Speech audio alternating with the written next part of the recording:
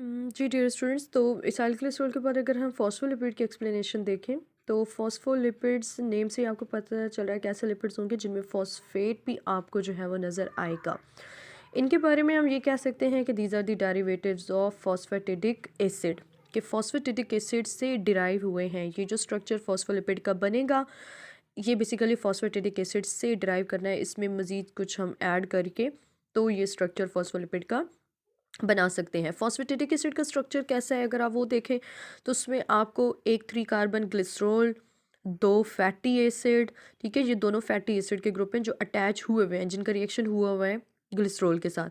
लेकिन third carbon पे भी आपके पास यहाँ पर ग्लिसरॉल के साथ फैटी एसिड नहीं बल्कि एक और ग्रुप जिसको हम फॉस्फोरिक एसिड कहते हैं, ठीक है, वो आपके पास यहाँ पर आपको नज़र आ रहा है। तो 2 फैटी एसिड, एक फॉस्फोरिक एसिड और ग्लिसरॉल का एक मॉलिक्यूल, ये मिलकर क्या बनाते हैं? Phosphatidic acid. और इसके अंदर अगर आप नाइट्रोजीनस बेस को क्या करें? ऐड करें, जैसा कि आपके पास आपको जो है वो जैसा कि सीरीन, नाइट्रोजनस बेस सीरीन और इथेनल अमाइन, ठीक है, इथेनल अमाइन, इथेनल इसलिए कह रहे हैं ना क्योंकि इथेन 2 कार्बन चेन जो है वो आपके पास जहाँ प्रेजेंट है, तो इथेनल अमाइन एंड आपके पास सीरीन बेस जो है वो अगर हम ऐड करें तो ये जो स्ट्रक्चर बनेगा फॉस्फेटिडिक एसिड के अंदर एक मज़ीद ये चीज़ें ऐड करने से वो आपके पास क्या बनेगा? फॉस्फेटिडाइल कोलिन भी हम इसको कह सकते हैं, दैट इज़ अ फॉस्फोलिपिड। अगर हम इसको देखें तो बेसिकली ये स्ट्रक्चर 2 तरह से अरेंज होता है। इसमें इसका जो ओवरऑल स्ट्रक्चर बनता है उसमें आपको इसका पोलर रीजन भी नज़र आता है, नॉन पोलर रीजन भी नज़र आता है।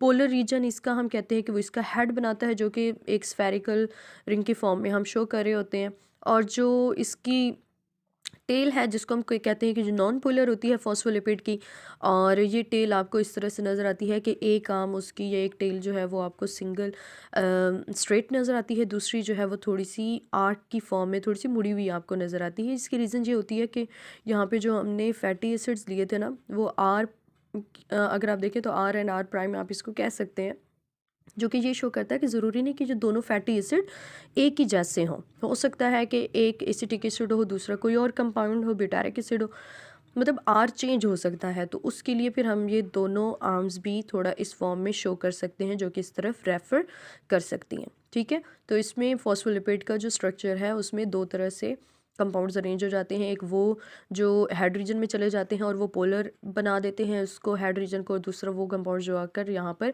टेल की फॉर्म में अरेंज हो जाते हैं, नॉन पोलर रीजन होता है। इसलिए पानी ये सेल मेम्ब्रेन का हमें पता है कि पार्ट है फॉस्फोलिपिड, ठीक है। फॉस्फोलिपिड एंड प्रोटीन अरेंज हुए हुए होते हैं मोज़ेक मैनर में, जो कि हमने पढ़ा था फ्लूइड मोज़ेक मॉडल।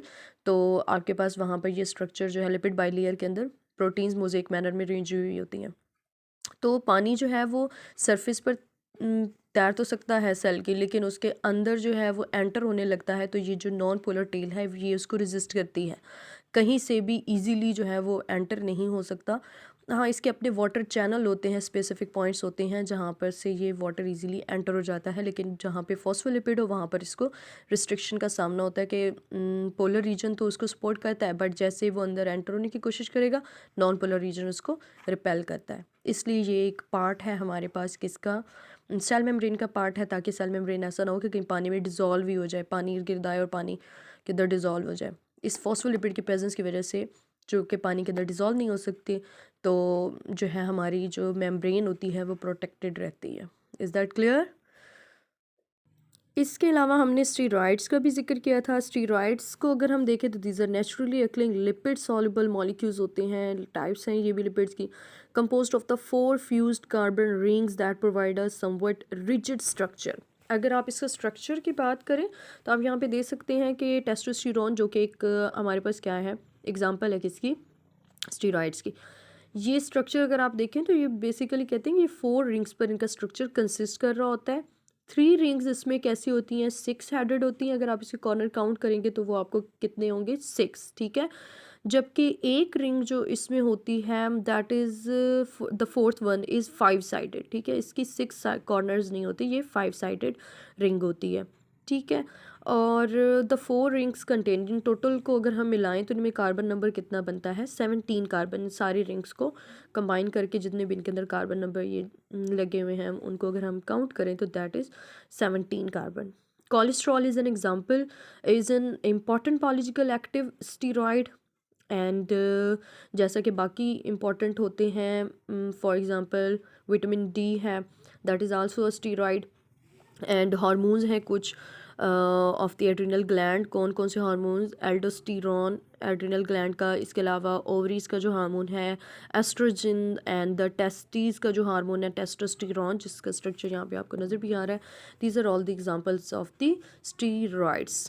ठीक है, तो यहाँ पर हमारा टॉपिक जो है वो हम वाइंड अप कर सकते हैं। जो हमने लिपिड्स के बारे में स्टडी किया उसमें हमने ज़्यादातर एक्सप्लेनेटरी जो है वो इसकी कैरेक्टरिस्टिक्स देखनी है। दैन इसके अलावा हमने इसके बाद हमने इसकी जो फॉस्फोलिपिड्स की एक्सप्लेनेशन पढ़ी है, इसाइल ग्लिसरॉल फॉर्मेशन जो है वो हमने की है, स्टीरॉइड्स को जो है वो हमने डिस्कस किया है। तो इसके अलावा आप इसमें वैक्सेस के बारे में ऐड कर सकते हैं, जो कि हमने इसकी जनरल कैरेक्टरिस्टिक्स में भी आपको फंक्शन के अंदर बताया था। और ओवरऑल जो इसका इंडिविजुअल मॉलिक्यूल्स या इंडिविजुअल कंपाउंड्स, लाइक जो इसके इंडिविजुअल टाइप्स जो फंक्शन परफॉर्म कर रही हैं, उनको आप मर्ज करके इसके फंक्शन की अलग से भी आप एक हेडिंग बनाकर ओवरऑल सबके फंक्शंस को मर्ज करके भी आप इसके फंक्शंस एक्सप्लेन कर सकते हैं। होप सो कि आपको ये लेक्चर ईजी वे में जो है वो कन्वे हो गया और आप इसको जो है वो टैली कर लेंगे। थैंक्स।